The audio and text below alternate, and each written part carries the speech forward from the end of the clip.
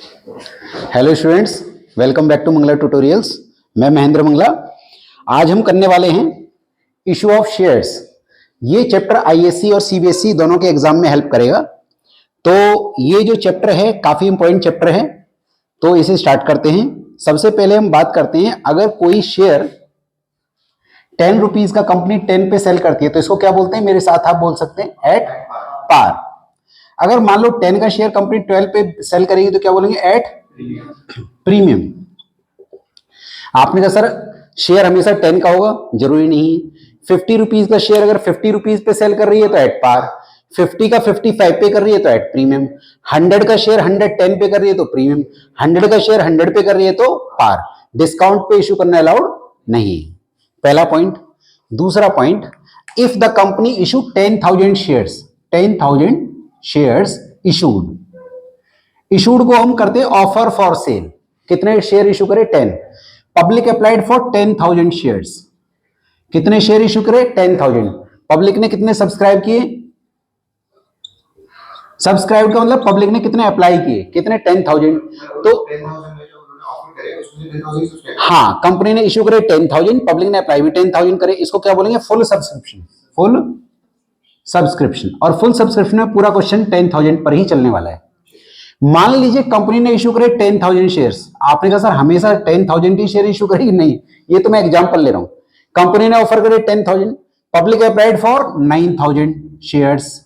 तो 9,000 मतलब under subscription, under. आपने कहा सर इसका क्या इंपैक्ट पड़ेगा कि मेरी जितनी भी जर्नल एंट्रीज बनेंगी वो सारी 9,000 में बनेंगी। मान लीजिए company issue 10,000 shares and public applied for 12,000 shares, मान लीजिए, अज्यूम कर रहा हूं मैं, तो it is called over subscription. Over subscription. तो यहां प्रोराटा आ सकता है। जब भी प्रोराटा आएगा तो ओवर में ही आएगा। यहां फर्स्ट टू एंट्रीज, इस केस में क्या होगा? फर्स्ट टू एंट्रीज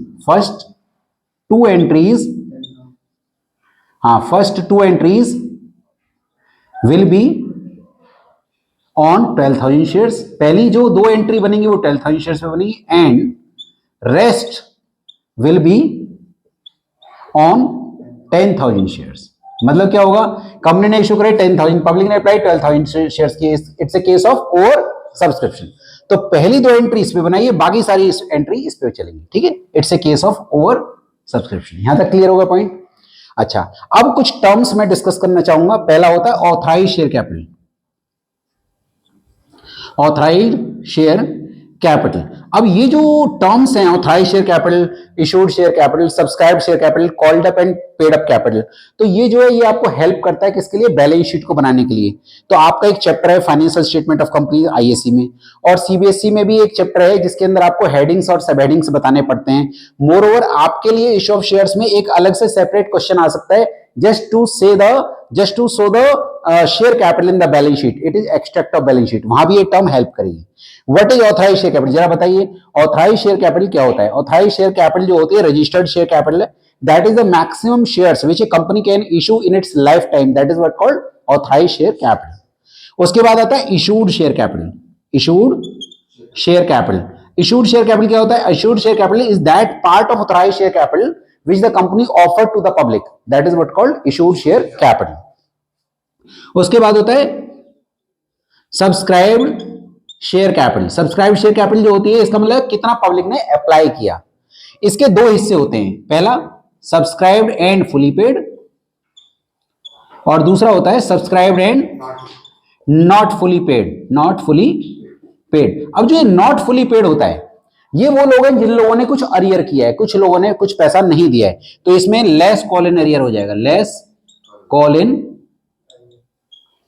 अरियर, और फिर ये वैल्यू लिखेंगे। उसके बाद add share for feature, add share for feature. ये जो चीज मैं आपको बोल रहा हूं, ये आपको जब पूरा चैप्टर आप समझ लेंगे तो उसके बाद आपको ये समझना भी आसान हो जाएगा। ये बैलेंस शीट में आपको हेल्प करेगा। किस में हेल्प करेगा? बैलेंस शीट में। When you will make the balance sheet, तो अगर वो एक्सट्रैक्ट ऑफ बैलेंस शीट मांगते हैं तो शेयर कैपिटल को आपको जब दिखाएंगे बैलेंस शीट में, तो you have to write like this. First you write what? authorized, then you write issued share capital, then subscribed. Subscribed means applied by the public. It is of two types, subscribed and fully paid, subscribed and not fully paid. तो जो not fully paid होता है उसमें call in arrear less हो जाता है और share forfeiture add हो जाता है, याद रखिएगा। अब हम चलते हैं इसके कुछ क्वेश्चंस को हम कर लेते हैं। जैसे पहला केस, मैं डिफरेंट केसेस के थ्रू इस चैप्टर को समझाना चाहूंगा, ध्यान से समझिए। पहला केस मैं इसको इरेज कर रहा हूं, आप फोटो लेना चाहे ले सकते हैं, ठीक है। नेक्स्ट, अब मैं डिस्कस करूंगा एक न्यूमेरिकल क्वेश्चन के थ्रू। तो डिफरेंट केसेस हैं। पहला केस हम बात करेंगे full subscribed, fully subscribed and at par. पहला केस क्या रहेगा बताइए, बोलिए। एट पार वाला करेंगे और फुली सब्सक्राइब्ड। तो एक छोटा सा क्वेश्चन लेके चलूंगा just to understand the topic. इसमें हमें जर्नल एंट्रीज बनानी है। तो पहला केस लिया, मान लीजिए हमारे शेयर्स हैं, company issued how many shares, company issued 10,000 shares at the rate of 10, fully subscribed, fully subscribed. Application कितना है, 3 rupees, allotment 2 rupees, first call ले लेते हैं 1 और फाइनल कॉल हम ले लेते हैं 4, तो मेक इट 10। अब आपने कहा सर ये होता क्या है, जरूरी नहीं है कि कंपनी अपना सारा जो पैसा है वो जो 10 रुपीज है वो एक साथ मंगाए या टुकड़ों मंगाए, depends, it is the sole description of the company. Company can ask that money in installments, company can ask money in lump sum. If the company ask that money in installments, the first installment will always be application, the next installment will be called allotment, the time when the company allot the shares in the name of the shareholder. After that, if some amount remains, that remaining amount will be called what, calls. It may be 1 call or 2 call or 3 call. If it is only 1 call, it is first and final call. If there are 2, that is first call, this is second and final call. And if there is third, it will be first, this will be second, this will be third and final. Done. So now you know how to make the journal entries. Okay, now we start with the journal entry. Journal entry, you have to make the format, that is date, then it is particulars, then LF, then it is debit and credit. You already know. Okay, you first you write the format and then start making entries. Okay, first entry will be receiving money. My entry will be bank account debit to share application. Okay, और narration क्या लिखेंगे, being application money received. मैं लिख नहीं रहा हूं, आपको लिखनी है बीइंग एप्लीकेशन मनी रिसीव्ड, लिखी होनी चाहिए शॉर्ट में, उसे पढ़ेगा कोई नहीं। तो बीइंग एप्लीकेशन मनी रिसीव्ड, और अमाउंट कितना होगा, 10,000 to 3, दैट कम्स 30,000। यहाँ रुपीज ले सकते हैं आप, तो दैट इज 30,000। नेक्स्ट एंट्री, इसको ट्रांसफर कर दीजिए। क्या एंट्री बनेगी, share application account debit to share capital.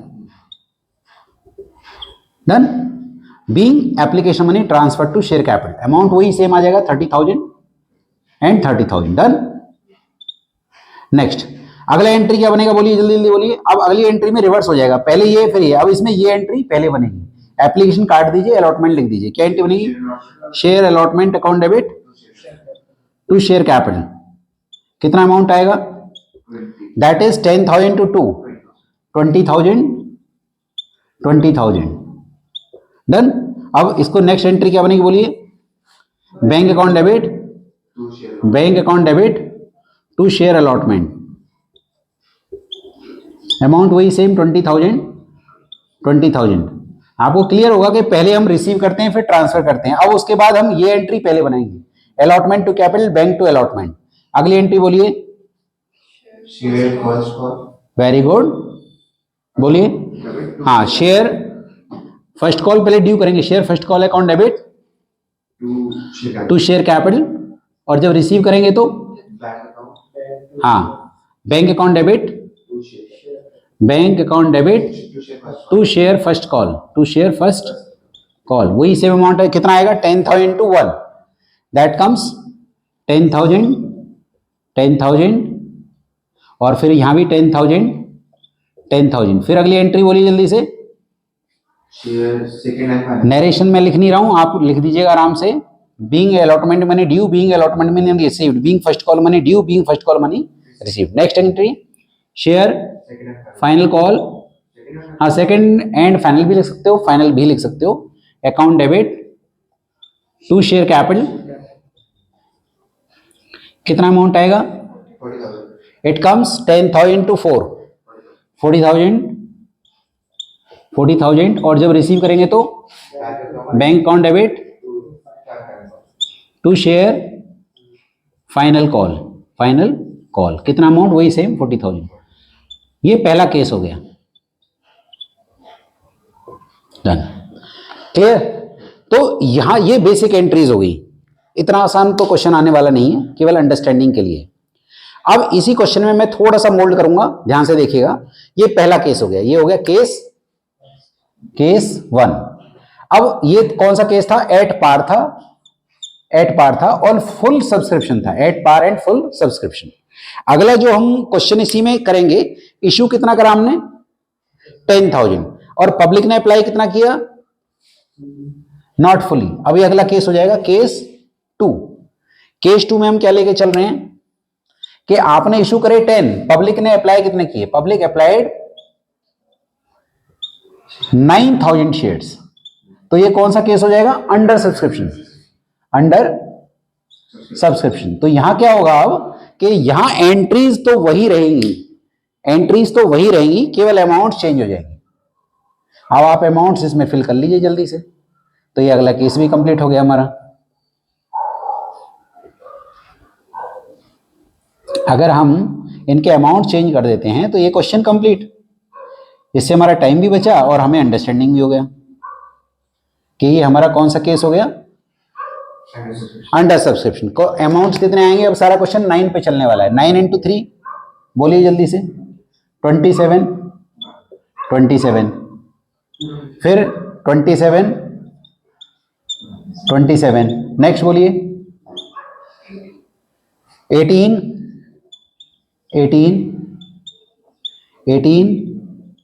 18, अगला 9, नेक्स्ट 36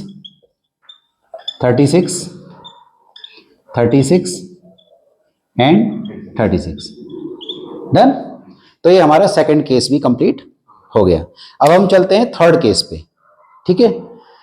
तो थर्ड केस पे हम जब चलेंगे तो थर्ड केस में हम ले रहे हैं प्रीमियम। क्या ले रहे हैं, प्रीमियम।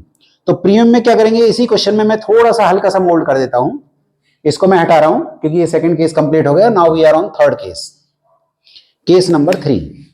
केस नंबर 3 में क्या है कि आपने इशू करे 10,000 shares at the rate of 10 और इसमें 1 रुपए का प्रीमियम भी है। क्या है, 1 रुपए का प्रीमियम है। तो हम लिख रहे हैं +1, तो that is what called premium. तो यहां टोटल कितना आना चाहिए आपको बताइए, यहां ये आना चाहिए 11। और जब क्वेश्चन चुप रहता है तो हम प्रीमियम को किसके साथ काउंट करते हैं, अलॉटमेंट के साथ। मान लीजिए अलॉटमेंट 3 रुपीज है, तो आप ये मान लीजिए कि अब 3 नहीं है, ये क्या है 2 + 1, डन। जब क्वेश्चन साइलेंट होता है तो we take premium with allotment. तो मैं क्या करूंगा, केवल एक एंट्री, दो एंट्री चेंज कर रहा हूं बस मैं आपकी। दो क्या हुआ, एक्चुअली मैं यहां पे फुल सब्सक्रिप्शन लेके चल रहा हूं, ठीक है, मतलब पूरा 10,000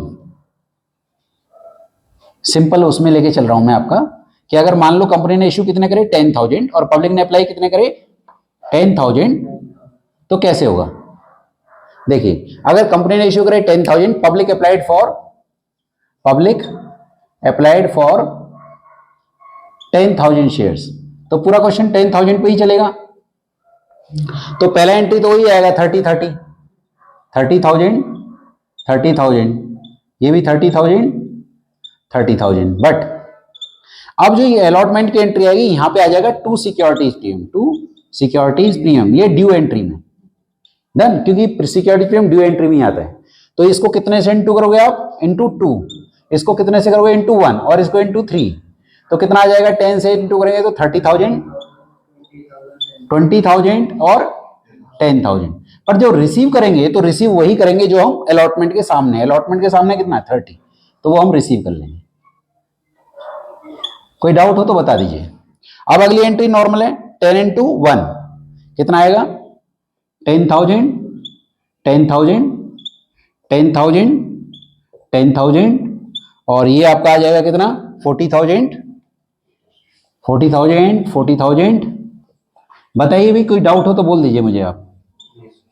अगर आप लोगों को भी कोई डाउट है तो आप मुझे कमेंट करके पूछ सकते हैं, ठीक है, क्लियर। तो ये हमारा कौन सा केस हो गया, केस नंबर 3। अब हम केस नंबर 4 की तरफ जा रहे हैं। केस नंबर 4 में, हाँ, that is case of over subscription. मैं आपको दूसरे उधर वाले पार्ट पे समझा रहा हूं। Case number 4, case number 4। तो केस नंबर 4 क्या है, other than cash, other than cash. मतलब आपने कुछ खरीदा और बदले में आपने उनको क्या दे दिए, पैसे ना देके शेयर्स दे दिए। तो एक केस ले लेते हैं, let the assets purchased by firm A from B, मतलब एसेट परचेज करी by firm A from B for rupees 90,000। Done. And पहला case, shares issued at par at the rate of, कितने का ले रहे हैं हम, let it be 10 rupees share, at the rate of 10, share issued at par at the rate of 10। Second case, shares issued at premium, that is premium of 25% of face value. तो दो cases हैं। हमने assets खरीदी, तो पहली entry क्या बनेगी assets खरीदने की, first entry assets account debit. अच्छा, इन द बुक्स ऑफ, किसकी बुक्स में बनेगी ये, in the books of A, जिसने खरीदा है। तो एंट्री बनेगी assets account debit to B limited या जो भी कंपनी है उसका नाम। और कितना लिखेंगे आप, 90,000। हमने ये एसेट खरीद ली, being assets purchase from firm B. अब आप बदले में पहला केस, अगर आप उनको एट पार शेयर दे रहे हो other than cash, consideration other than cash, तो क्या होगा, पहले केस में हम B limited debit to share capital कर देंगे। और कितने शेयर देंगे आपको पे करना है 90,000 और डिवाइड बाई एक शेयर 10 रुपए का है, तो कितने शेयर देने वाले हो आप, 9,000 शेयर्स। तो यहां पे अमाउंट आएगा इंटू 10 एंड इंटू 10, तो कितना हो जाएगा ये 90,000। पहला केस क्लियर है। दूसरा केस, अगर आप उनको शेयर देते हैं एट प्रीमियम, नहीं, ये अदर देन कैश के लिए अलग से ही एंट्री बनती है, इनसे अलग है ये बिल्कुल, ठीक है। हाँ, ये बिल्कुल अलग सेपरेट केस हो गया, ये वाला अलग है, ये वाला केस 3 था। अभी मैं जो डिस्कस कर रहा हूं केस 4 है। अब अगर हम बदले में उनको शेयर दे रहे हैं एट प्रीमियम, तो 10 का 25% कितना होता है, 10 का 25% होता है 2.5। तो मैं क्या करूंगा, मुझे कितना पे करना है पहले बताइए, 90,000 को मैं 12.5 से डिवाइड करूंगा। आपने कहा सर ये 12.5 कैसे है, 10 प्लस 2.5 इक्वल्स टू 12.5। आपने कहा सर ये 2.5 कैसा है, दैट इज 25% ऑफ 10 का 25% निकाल लीजिए, 10 का 25% निकालिए, इट कम्स 2.5। क्लियर। तो आप 10 प्लस 2.5 करें 12.5, तो ये कितने आ जाएंगे आपके, डिवाइड करिए आप, ये आएगा आपका 7,200 शेयर्स। तो आप एंट्री क्या बनाओगे, B limited account debit to share capital to securities premium. तो यहां अमाउंट कैसे फिल करेंगे आप, यहां पे इंटू करेंगे 12.5 से, यहां पे करेंगे इंटू 10 और यहां पे करेंगे इंटू 2.5 और किससे मल्टीप्लाई करेंगे आप, 7,200 शेयर से। तो it comes 90,000, it comes 72,000 and it comes 18,000। Clear. चलिए अब इसमें मैं कुछ आपको पॉइंट्स डिस्कस करना चाहूंगा, ध्यान से सुनिएगा। जब हम ये एसेट्स खरीदते हैं तो कई बार हम लायबिलिटी भी खरीदते हैं। तो अगर लायबिलिटी खरीदेंगे तो एंट्री बनेगी assets account debit to liability to party का नाम। मोर ओवर, अगर दोनों साइड बराबर हैं तो अच्छी बात है, बराबर नहीं है, ऊपर साइड बड़ा है तो नीचे निकलेगा कैपिटल रिजर्व, और अगर नीचे बड़ा है तो ऊपर निकलेगा गुडविल अकाउंट डेबिट। याद रखिएगा वो इसी एंट्री में आता है। अगला, अगर आपको जो, अब आप उनको जो जैसे शेयर दे रहे हो, एट पार दे रहे हो, तो आपका पार्टी का नाम टू शेयर कैपिटल। आपने कहा सर अगर हम कुछ पैसा शेयर दे दें और कुछ हम कैश दे दें तो एंट्री बन जाएगी B limited to bank to share capital. आपने कहा कई बार हम बिल भी दे देते हैं, तो एंट्री बन जाएगी BP account bill, B limited account debit to BP to share capital. आपने कहा अगर मैं दोनों को अलग अलग दिखाना चाहूं वो भी आप कर सकते हैं, बी लिमिटेड टू बीपी अलग, फिर B limited to share capital अलग। क्लियर? तो ये अदर देन कैश के 5 या 6 क्वेश्चन आपकी बुक्स में दे रखे होते हैं, तो आपको सारे करने चाहिए। एक क्वेश्चन आता है, काफी इंपॉर्टेंट है। ठीक है, अब हम चल रहे हैं नेक्स्ट केस पे, case number 5, call in arrear. ठीक है, मैं इसको रेज कर रहा हूं, अदर देन वाला कर देता हूं, बाकी इसके अंदर सेम रख लेंगे।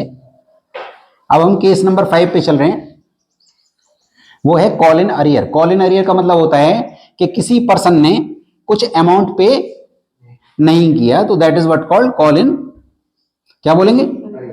कॉल इन अरियर बोलेंगे। तो कॉल इन अरियर का एक केस छोटा सा सिंपल हम कर लेते हैं, just to understand the concept. मान लीजिए कंपनी ने इशू करे 10,000, पब्लिक ने अप्लाई भी 10,000 करे हैं, और one share holder holding 200 shares has not paid final call। ये क्वेश्चन है कि एक पर्सन जिसपे कितने शेयर्स थे,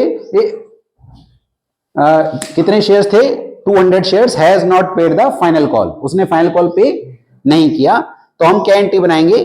जरा देखिए, सबसे पहली बात यह है कि हमने ये तो सारा सेम ही रखा है, इसमें से मैं प्रीमियम का केस हटा देता हूं। ठीक है, इसमें से हमने प्रीमियम का केस हटा दिया। अब इसका इंपैक्ट कहां पड़ेगा? देखिए, आपकी यहां तक एंट्रीज नॉर्मल है, ये एंट्री नॉर्मल है, ये नॉर्मल है, ये भी नॉर्मल है। इसमें से मैं प्रीमियम हटा देता हूं, क्योंकि मैंने प्रीमियम यहां से हटाया है, तो यहां से मैं प्रीमियम हटा देता हूं। ठीक है, यहां से मैंने प्रीमियम हटा दिया, डन। ये मैंने प्रीमियम यहां से हटा दिया, और ये भी मैं हटा देता हूं, डन। और यहां से भी मैं प्रीमियम पूरा हटा देता हूं। तो इस क्वेश्चन को करते हैं, जैसे मान लो यहां पे 2 है और यहां पे टोटल कितना आ गया 10। क्लियर?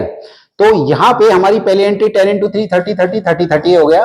10 इंटू 2 हमने ये कर दिया कितना, 20,000 एंड 20,000, और ये हमने क्या कर दिया 10, कितना था ये हमारा, ये भी 20 ही है, 20,000 एंड 20,000।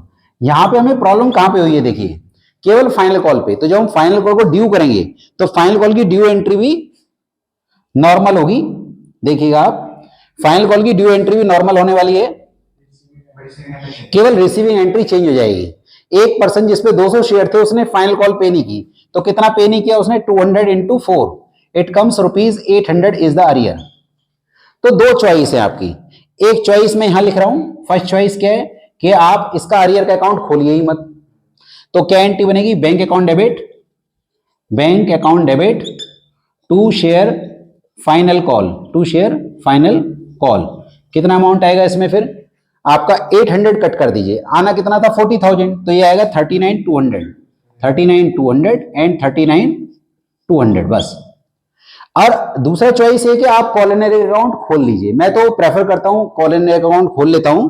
तो क्या एंट्री बनेगी? Bank account debit call in arrear account debit to share final call. तो कितना पैसा आएगा आपका? देखिए 800 तो आएगा नहीं, तो कितना आएगा? 39,200 यहां आ जाएगा, 800 यहां आ जाएगा, और यहां आएगा 40,000। क्लियर? आपने कहा सर ये अरियर हमेशा फाइनल कॉल पे ही रहेगा, ऐसा जरूरी नहीं है। ये अरियर आपका अलॉटमेंट पे भी हो सकता है, ये आपका फर्स्ट कॉल पे भी हो सकता है। अलॉटमेंट पे भी हो सकता है और फर्स्ट कॉल पे भी हो सकता है। ठीक है, ये मैंने आपको बेसिक बताया। अच्छा, इसमें एक और पॉइंट है, अगर एक पर्सन ने फर्स्ट कॉल नहीं दिया मान लो, तो ड्यू तो आप पूरा करेंगे, पर जब रिसीव करेंगे तो यहां कॉल इन अरियर डेबिट हो जाएगा। पर अगर क्वेश्चन ये कहता है कि उसने वो अरियर बाद में फाइनल कॉल के साथ पे कर दिया, तो वहां पे कॉल इन अरियर क्या हो जाएगा? क्रेडिट। मैं रिपीट कर देता हूं कि अगर मान लीजिए हम ये कहते हैं कि फर्स्ट कॉल पे एक पर्सन ने पैसा नहीं दिया, तो हम क्या करेंगे? यहां पर ड्यू एंट्री नॉर्मल, यहां पे अरियर में क्या कर दूंगा? डेबिट कर दूंगा, और फिर वही अरियर फिर यहां पे क्या हो जाएगा? क्रेडिट हो जाएगा। क्लियर है? Should I repeat? समझ में आ गया? तो कॉल इन अरियर क्रेडिट भी हो जाता है अगर उसने पैसा बाद में दे दिया तो। तो जहां दिया वहां क्रेडिट हो जाएगा, जहां नहीं मिला वहां की रिसीविंग एंट्री में डेबिट, और जहां बाद में अगर मिल जाए तो वहां की रिसीविंग एंट्री में क्रेडिट हो जाएगा। क्लियर? तो नेक्स्ट अब हम करेंगे इसका call in advance next case. ये अभी हमारा जो अभी मैंने जो केस करा है वो कौन सा हमने करा, ये हमारा एक तरह से केस नंबर 5 हो गया, केस नंबर 5। अब मैं डिस्कस करूंगा केस नंबर 6। ठीक है, तो केस नंबर 6 हम ले लेते हैं।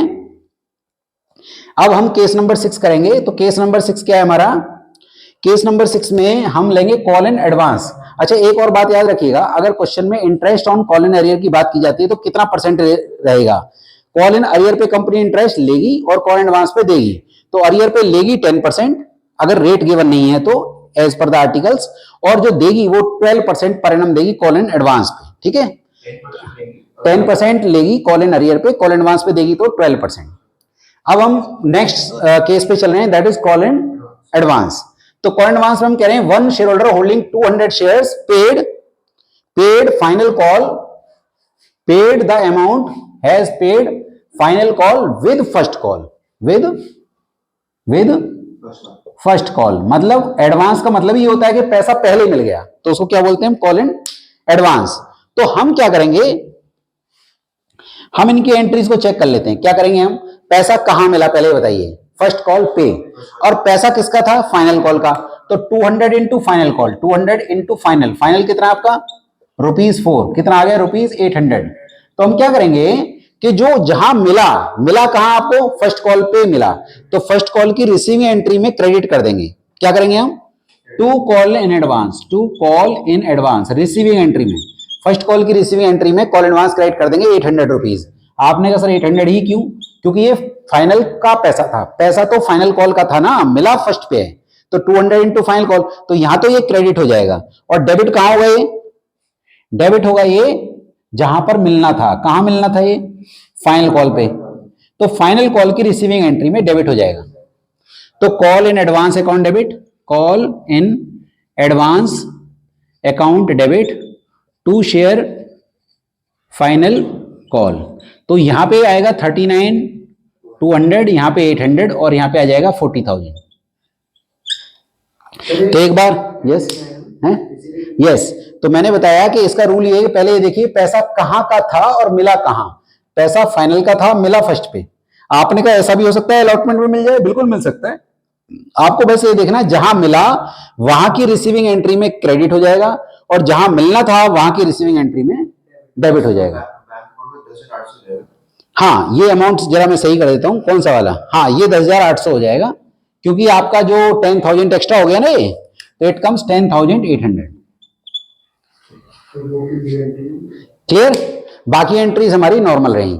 तो ये मैंने अभी डिस्कस किया आपसे कॉल इन एडवांस। अब हम बात कर रहे हैं शेयर फॉरफीचर की और रीइश्यू की, उनकी एंट्रीज में डिस्कस कर रहा हूं। ठीक है, इसे मैं रेज कर रहा हूं अब। तो जब हम बात करते हैं फॉरफीचर ऑफ शेयर्स की, what we mean by forfeiture, forfeiture का मतलब होता है जब कंपनी शेयर्स को छीन लेती है, इसको हिंदी में बोलते हैं जब्त कर लेना। मतलब कंपनी शेयर्स को वापस छीन लेती है, और जितना पैसा उन लोगों ने अब तक दे रखा था वो भी कंपनी वापस नहीं करती। That is what called forfeiture, छीन लेना। शेयर तो छीन ही लेना, और जितना पैसा वो अब तक पे कर चुके थे कंपनी उसको रिटर्न नहीं करती है। It's what's called share forfeiture. तो शेयर फॉरफीचर के हमारे दो केसेस हैं। कंपनी ये एंट्री कब बनाती है, ये it is description of the company. Company गुस्से वाली है, कंपनी हो सकता है अलॉटमेंट के बाद ही शेयर छीन ले, हो सकता है कंपनी बहुत लीनियंट है तो उसने फर्स्ट कॉल पे भी वेट किया, फाइनल कॉल पे भी वेट किया, और अब भी वेट कर रही है, तो वो अरियर रह जाएगा, फॉरफीचर नहीं है। कंपनी फाइनल कॉल के बाद छीन लेती तो फॉरफीचर है। कंपनी फर्स्ट कॉल के बाद भी छीन सकती है, कंपनी अलॉटमेंट के बाद भी छीन सकती है। तो जब हम एंट्री बनाएंगे तो दो चॉइसेस हैं। पहला at par, forfeiture of shares. तो एट पार अगर हम फॉरफिट करते हैं तो हमारी एंट्री क्या बनेगी, देखिए एट पार में क्या एंट्री बनेगी, share capital account debit, share capital account debit. तो शेयर कैपिटल में हम क्या लिखेंगे, अमाउंट कॉल्ड अप सो फार, अमाउंट कॉल्ड अप सो फार, जितना अब तक मंगाया। मान लीजिए मैं कहता हूं एप्लीकेशन है आपकी ₹3, अलॉटमेंट मान लीजिए है ₹2, मान लीजिए फर्स्ट कॉल है आपका ₹1, और मान लीजिए फाइनल कॉल आपका है ₹4, तो टोटल कितना हो गया 10। डन। तो अच्छा टू में क्या लिखेंगे, to call in arrear, to call in arrear, और to share forfeiture, to share forfeiture भी लिख सकते हैं, फॉरफिटेड शेयर अकाउंट भी लिख सकते हैं। ठीक है, इसमें हम क्या करते हैं, यहां पे लिखते हैं amount not received, amount not received, और यहां लिखेंगे बैलेंस, इसे बैलेंस ही करने की कोशिश करिएगा। डन। अब देखिए जरा ध्यान से सुनिएगा जो मैं बोलने जा रहा हूं। देखिए मान लीजिए कंपनी ने अलॉटमेंट के बाद ही शेयर्स को छीन लिया। कब छीना? अलॉटमेंट के जस्ट बाद। तो कितना पैसा मंगाया था? कॉल्ड अप बताइए। 5, क्योंकि 3 और 2 5 मंगाया तो यहाँ पे 5 आ जाएगा, और क्योंकि उसने अलॉटमेंट दिया नहीं है तो अरियर में 2 आ जाएगा और बैलेंस यहाँ आ जाएगा।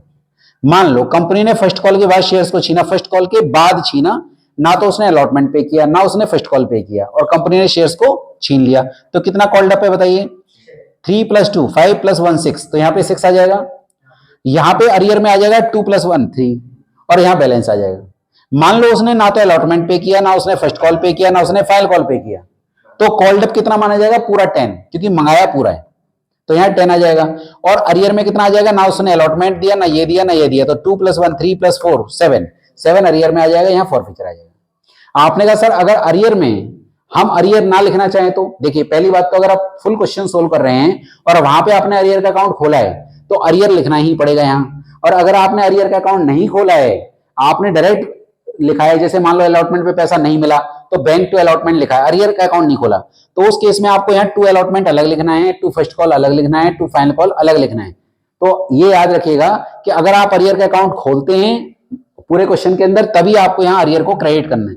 मैं प्रेफर करता हूं अरियर का अकाउंट ओपन करना, क्योंकि एग्जाम में 2 चॉइस मिलेगी, या तो वो बोलेंगे कि अरियर का अकाउंट खोलो, या फिर बोलेंगे या कुछ बोलेंगे नहीं। तो जब नहीं बोलेंगे तो मर्जी है, आप अरियर का अकाउंट खोलिए या ना खोलिए, तो बेटर है कि आप खोलिए अरियर का अकाउंट।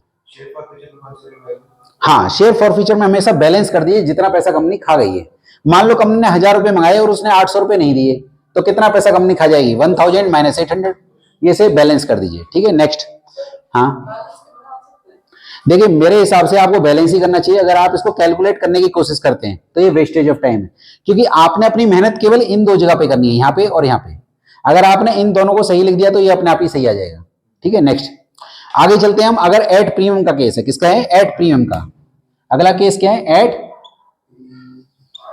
प्रीमियम। अगर प्रीमियम का केस है तो क्या होगा? इसमें 2 चॉइसेस हैं। पहला, when premium is paid, when premium is paid, और दूसरा क्या है?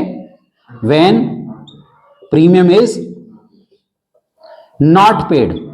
तो अगर एट पेड है तो एट पार वाली एंट्री बनेगी।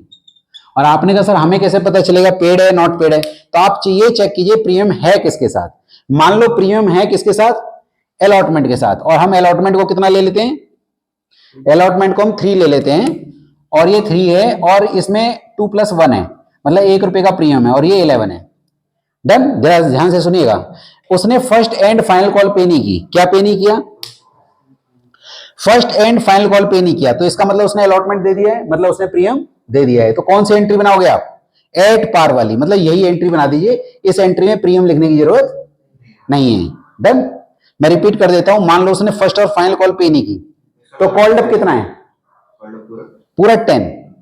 प्रीमियम को हटा के बोलिएगा, क्योंकि आप जब प्रीमियम का क्वेश्चन कर रहे हैं तो आपको चेक करना प्रीमियम पेड है या नहीं। मान लो उसने फर्स्ट कॉल और फाइनल कॉल पे नहीं किया, तो इसका मतलब प्रीमियम पे कर दिया है, तो आपका कॉल्ड अप कितना माना जाएगा? पूरा 10, क्योंकि हमने एंड तक मंगाया। मंगाया कहां तक है वो देखना है। और यहां पे अरियर में कितना लिखोगे आप? 4 + 1 5, और यहां बैलेंस।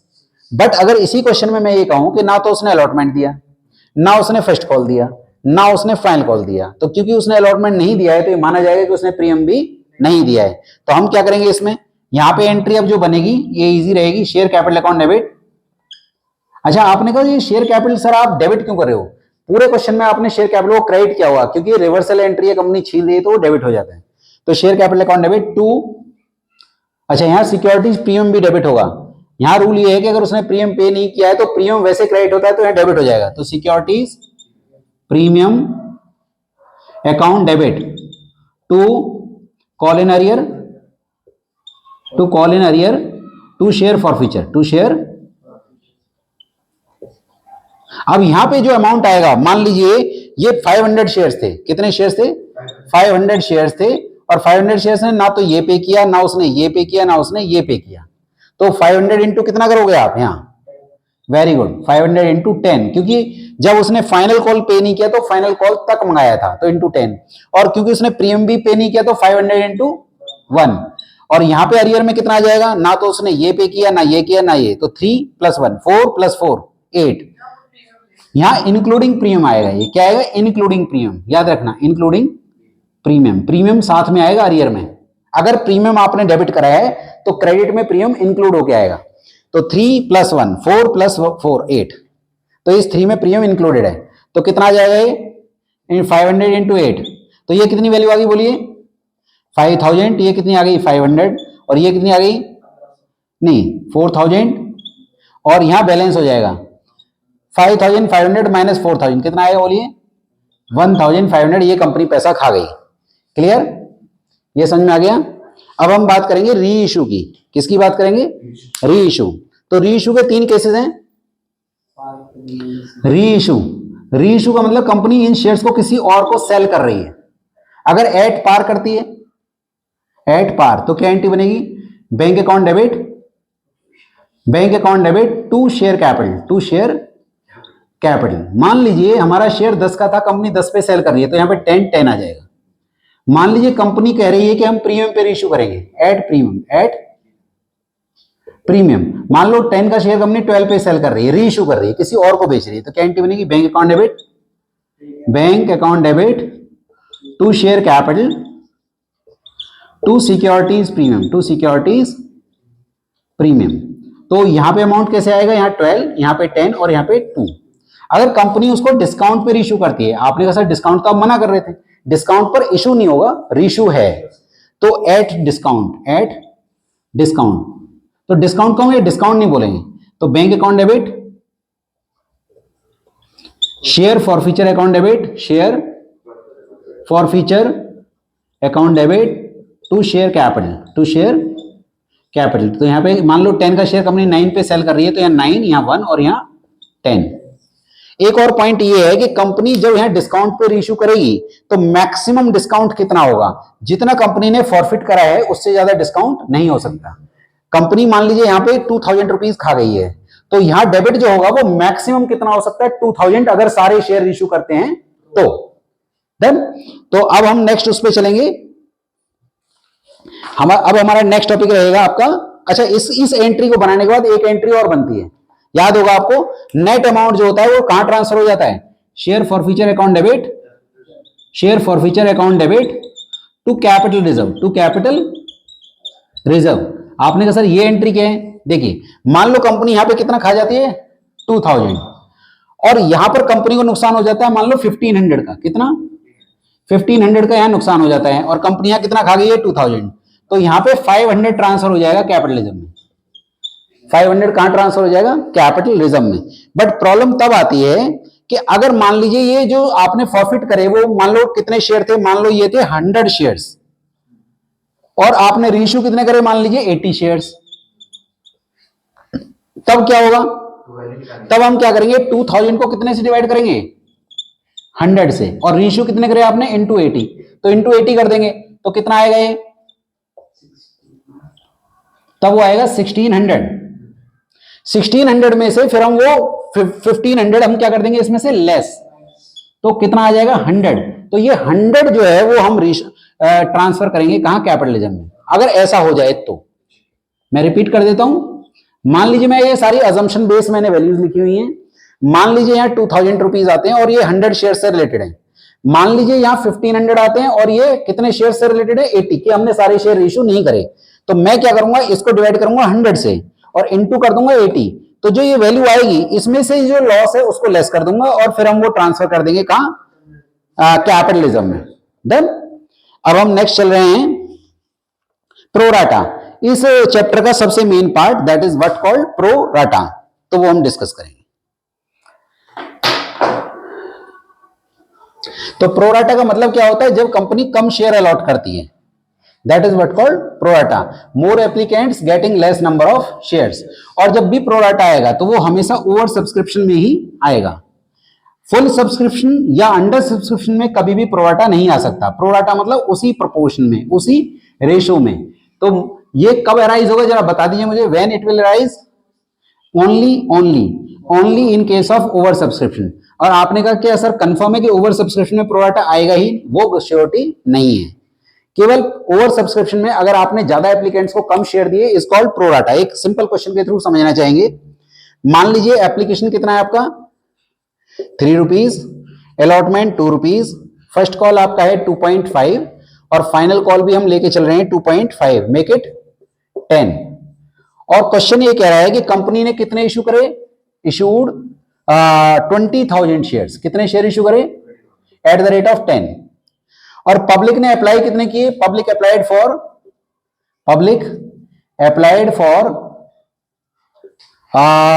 30,000 shares, done. तो यहां पे आप इस तरीके से कैटेगरी बना सकते हैं, कैसे, यहां पे लिख दीजिए अप्लाइड और यहां लिख दीजिए आप अलॉटेड, डन। तो आपने अप्लाई कितने करे 20, इशू करे 20, पब्लिक ने अप्लाई कितने करे 30, तो अप्लाइड में लिख दीजिए 30। और जितने इशू करे उससे ज्यादा अलॉट हो नहीं सकते, याद रखिएगा। कंपनी जितने शेयर इशू करती है उससे ज्यादा अलॉट नहीं कर सकती, कम कर सकती है, ज्यादा नहीं कर सकती, वो मैक्सिमम है जो अलॉट करेगी। तो कंपनी ने इशू 20 करे थे तो अलॉटेड में वही हो गया। अप्लाई कितने हुए 30। क्वेश्चन ये कह रहा है कि कंपनी 8,000 शेयर्स के एप्लीकेंट्स को कितने देगी 8,000, दैट इज फुल अलॉटमेंट। फिर क्वेश्चन कह रहा है कि 16,000 को 12,000 देगी, कितना देगी 16 को 12, और बाकी कितने बचे 6,000 को कितना देगी नील। तो आप देखिए इन 3 कैटेगरीज में, तो क्वेश्चन में गिवन है, मैंने इसमें कुछ नहीं किया, क्वेश्चन में गिवन है इन 3 कैटेगरीज में से ऐसी कौन सी कैटेगरी जिसमें एप्लीकेंट ज्यादा है और अलॉटेड कम है, तो यही प्रोराटा है। इसी को क्या बोलेंगे प्रोराटा। पहली बात आप चेक करिए कि क्वेश्चन में ओवर सब्सक्रिप्शन है या नहीं है। इशू करे 20, पब्लिक ने अप्लाई करे 30, तो पहली बात ओवर सब्सक्रिप्शन है। अब यहां प्रोराटा आ सकता है। तो इन कैटेगरीज में वो कैटेगरी ढूंढ लीजिए जिसमें एप्लीकेंट ज्यादा हो और उनको कम मिले हों, 0 मिले होंगे वो नहीं, कम मिले हों, तो दैट इज प्रोराटा। समझ में आ गया। अब प्रोराटा से समस्या क्या है, समस्या ये है कि इनको शेयर तो कम मिले पर इनका पैसा कंपनी एडजस्ट करेगी, जो एक्सेस मनी है उसे रिफंड नहीं कर रही है। तो एक्सेस मनी निकाल लेते हैं, इसकी वर्किंग कर लेते हैं। एक्सेस मनी कैसे निकलेगी, एक्सेस मनी कैसे निकलेगी, 16,000 शेयर्स हैं माइनस कितने शेयर्स आपने उनको दिए 12 इनटू एप्लीकेशन कितना है आपका, एप्लीकेशन ₹3। आप सोचिएगा आपने अप्लाई करे 16,000, तो आपने जो एप्लीकेशन मनी दी वो किस पे दी 16,000 पे। आपने क्या करा 16,000 इंटू 3 करा, पर आपको मिले कितने 12,000 इंटू 3, तो आपका कितना पैसा कंपनी पे एक्स्ट्रा चला गया 16 माइनस 12 इंटू 3 कितना आ गया ₹12,000, 12,000 रुपए, 12,000 रुपए कंपनी पे एक्स्ट्रा चले गए। चेक कर लीजिए बेशक आपने कितना 16 माइनस कितने मिले 12, कितने नहीं मिले 4,000 इंटू 3 आपने कंपनी को एक्स्ट्रा पे कर रखा है। अब कंपनी, अगर ये लोग कंपनी को कॉल करके कहते हैं कि हमारा पैसा वापस करो, तो कंपनी कहती है वापस नहीं करेंगे, एडजस्ट करेंगे। और एडजस्ट करने की सबसे पहली जगह रहेगी अलॉटमेंट। तो कंपनी पहले ये चेक करेगी कि उन लोगों को अलॉटमेंट पे कितना पैसा देना था, तो इसको बोलते हैं अलॉटमेंट लिमिट। तो निकालिए अलॉटमेंट लिमिट। तो अलॉटमेंट लिमिट कैसे निकालेंगे आप, 12,000 शेयर्स इंटू अलॉटमेंट कितना है ₹2, तो ये कितना आएगा ₹24। अब दोनों में जो छोटी वैल्यू होगी वो एडजस्ट होगी, मतलब अलॉटमेंट में कितना पैसा मैक्सिमम एडजस्ट हो सकता है, इससे ज्यादा नहीं।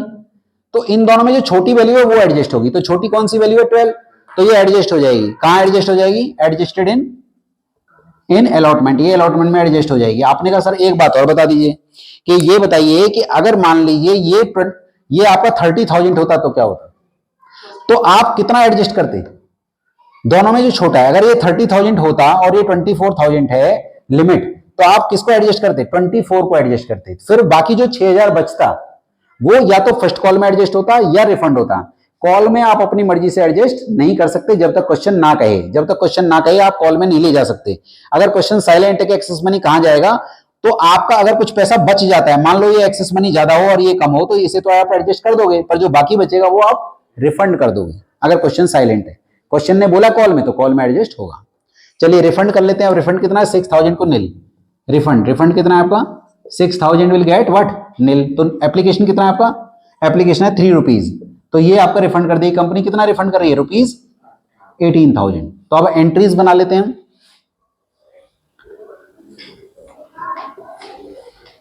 बताइए पहली एंट्री क्या बनेगी, bank account debit to share application, तो जो अमाउंट आएगा आपका एप्लीकेशन का वो कितने पे आएगा? फर्स्ट टू एंट्री 30 पे बनेगी, मैंने आपको बताया भी था ओवर सब्सक्रिप्शन में फर्स्ट टू एंट्री इस पे बनती है। तो 30,000 इंटू 3 तो कितना आएगा यहाँ? 90,000 90,000 इतना पैसा कंपनी पे आ गया। अब कंपनी उसको एडजस्ट करेगी तो क्या एंट्री बनाएगी? Share application account debit, share application account debit to share capital, कुछ पैसा कैपिटल में चला जाएगा, कुछ शेयर अलॉटमेंट में एडजस्ट हो जाएगा टू शेयर अलॉटमेंट, कुछ पैसा कंपनी वापस कर देगी that is to bank. Done.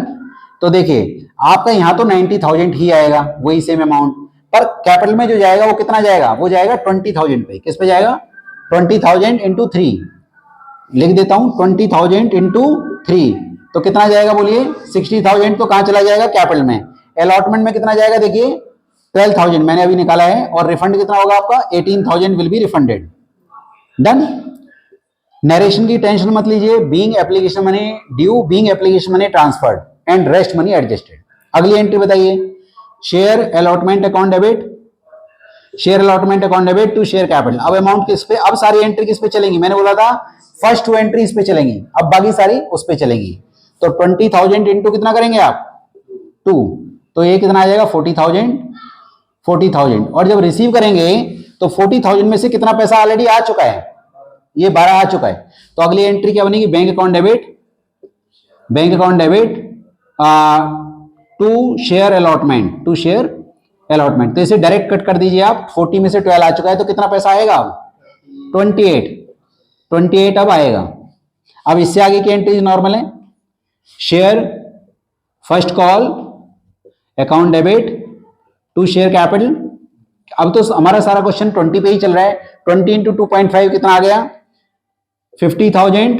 मैं लिख भी देता हूं 20,000 इंटू 2.5 तो 50,000 और जब रिसीव करेंगे तो bank account debit to share first call. अब तो क्वेश्चन नॉर्मल ही है, 50,000 एंड 50,000। डन। ऐसे ही share final call, share final call account debit to share capital, जब ड्यू करेंगे वही सेम 20,000 टू 2.5 दैट इज 50,000 और